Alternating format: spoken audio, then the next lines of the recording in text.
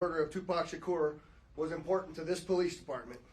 I'm here to tell you that was simply not the case. It was not the case back then, and it is not the case today. Our goal at LVMPD has always been to hold those accountable and responsible for Tupac's violent murder accountable. Just like we do for every homicide victim in our city. Every single victim, every life that is lost is important and remains a priority to this police department. As we methodically built this case to move forward with an arrest, it was also important that at the same time, we're building towards a successful prosecution. We worked closely with our esteemed District Attorney, Steve Wolfson, in his office to ensure that is going to happen. Mr. Davis's own words reinvigorated our case in 2018. I'm going to give you some of those details, and I'm going to introduce to you our homicide lieutenant, Jason Johansson, and he will provide you many of the details on how we got here today. Lieutenant. Thank you, Sheriff, and thank you everybody for being here today. My name is Jason Johansson, and I'm the homicide lieutenant with the Las Vegas Metropolitan Police Department. And my goal here today is to walk you through our investigation and what led us to the indictment of Dwayne Davis, also known as Keefy D, for the murder of Tupac Shakur. This case has been reviewed by our homicide team and homicide detectives for over 2.5 decades. And ultimately, our persistence in this investigation has paid off. Let me walk you through a timeline of events that as we know them right now. Prior to September 7th of 1996, as we all know, Tupac Shakur was an artist who was signed with Death Row Records.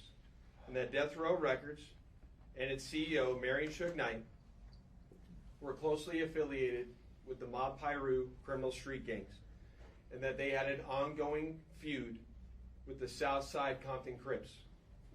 Dwayne Davis was the leader and shot caller of the Southside Compton Crips. And both of these gangs operated out of the Southern California area of Compton. On the night of September 7th of 1996, Tupac Shakur, along with Suge Knight, and members of their entourage, which include members of Mob Piru, came to Vegas to attend the Mike Tyson fight at the MGM Grand Garden Arena. Members of the Southside Compton Crips, which included Dwayne Davis, along with his nephew Orlando Anderson, were also in attendance at the same event. As both were leaving the fight, members of Death Row Records spotted Orlando Anderson near an elevator bank inside the MGM, and at that time they began to kick and punch him near that elevator bank.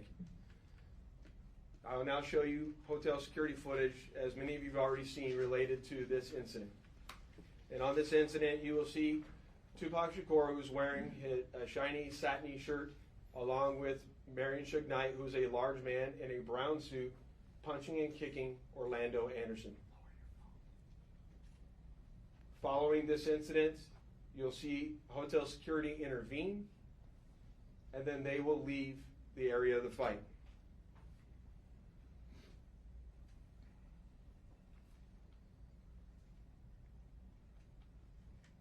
Little did anyone know that it is this incident right here that would ultimately lead to the retaliatory shooting and death of Tupac Shakur.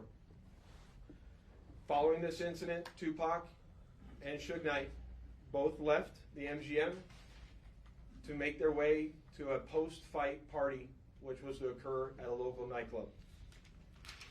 At the same time, word had spread amongst members of the Southside Compton Crips of what had occurred inside the MGM, and then that's when Dwayne Davis began to devise a plan to obtain a firearm and retaliate against Suge Knight and Mr. Shakur for what occurred inside the hotel against Mr. Anderson.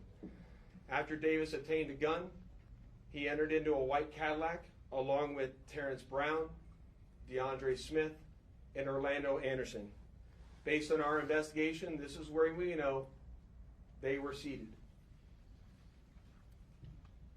At some point in time, as they were in the white Cadillac, Mr. Davis took the gun that he had obtained and provided it to the passengers in the rear seat of the vehicle. As they were driving west on Flamingo Road near Koval, They located the black BMW, which was driven by Suge Knight, and in the passenger seat was Tupac Shakur. And as they turned around, they pulled up near the passenger side of that vehicle and immediately began shooting at Mr. Knight and Mr. Shakur. Following that shooting, the white Cadillac fled the area southbound on Koval, and after our officers arrived on scene, Tupac was later transported to the University Medical Center, where he was treated medically and died approximately 6 days later on September 13th.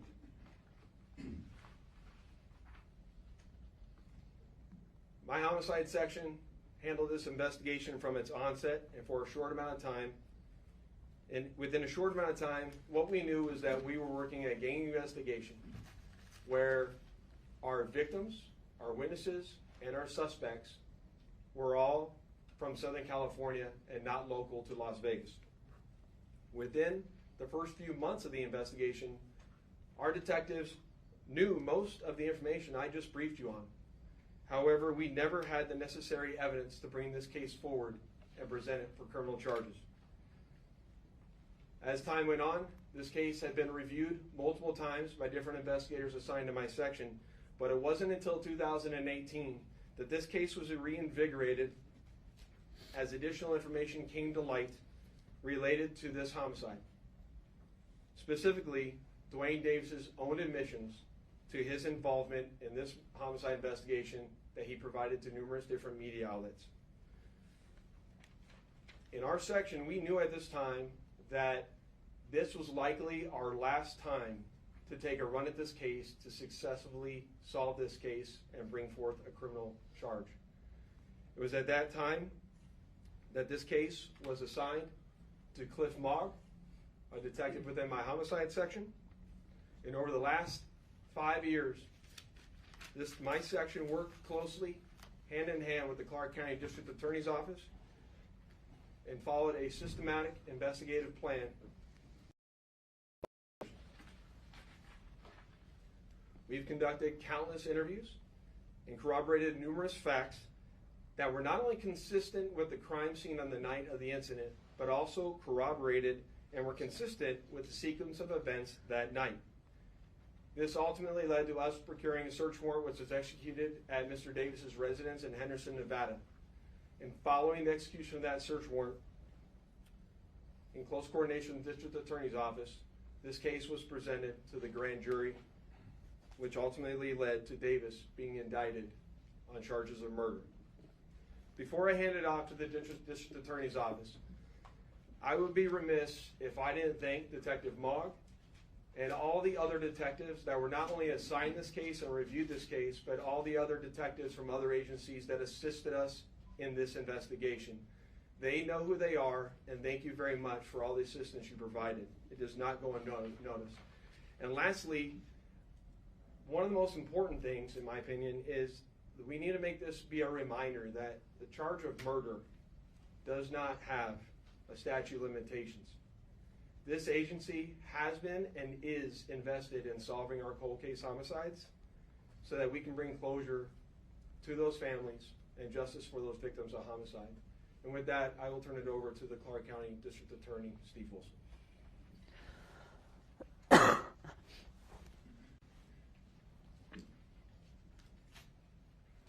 Thank you, Lieutenant Johansson. I appreciate it. Good afternoon. I am the Las Vegas, Clark County District Attorney Steve Wolfson. It has often been said, justice delayed is justice denied. It's a quote we hear often and for many, many years when talking about our legal system, but not in this case. Today, justice will be served in the murder of Tupac Shakur. I'd like to acknowledge the relentless work of the many Las Vegas Metropolitan Police Department homicide detectives. We've mentioned Detective Cliff Mogg many times, and we can't mention his name enough. He is the detective, along with his colleagues, that brought this case here today to you. A Clark County grand jury has indicted Dwayne Keith Davis with 1 count of open murder with use of a deadly weapon with a gang enhancement. Davis will appear in court in the next few days or so for a hearing to determine his custody status and to set a jury trial date. This grand jury has been receiving evidence for months and has determined there is sufficient evidence to justify the filing of this criminal indictment. I've assigned two of my top prosecutors, Mark DiGiacomo and Banu Palal, to prosecute this case. I know a lot of people have been watching and waiting for this day. Tupac Shakur is a music legend, and for a long time, this community and worldwide have been wanting justice for Tupac. Today we are taking that first step. Tupac was actually quoted as saying, "Death is not the greatest loss in life. The greatest loss is what dies inside while still alive. Never surrender." Well, we didn't surrender thanks to the great work of the Las Vegas Metropolitan Police Department under the leadership of Sheriff Kevin McMahill, Lieutenant Johansson, retired Detective Cliff Mogg. I am proud to announce the return of this document. This is the indictment we've been waiting almost 3 decades for. It spells out the facts and circumstances and what justifies a Clark County grand jury in returning an indictment. Justice will be served. Thank you. Thank you, Steve. I'd just like to say that the Las Vegas Metropolitan Police Department Homicide Section year over year solves over 90% of the homicides that occur in our jurisdiction. You won't find that anywhere else in the United States. For those family members that have lost somebody that we haven't solved that case, I want you to know, just like in this case, we're not going to give up. I also say to you that as we begin, we're going to take a couple of questions. I want you to remember in your questioning that this investigation, subsequent arrest, and now indictment is only the beginning of the process.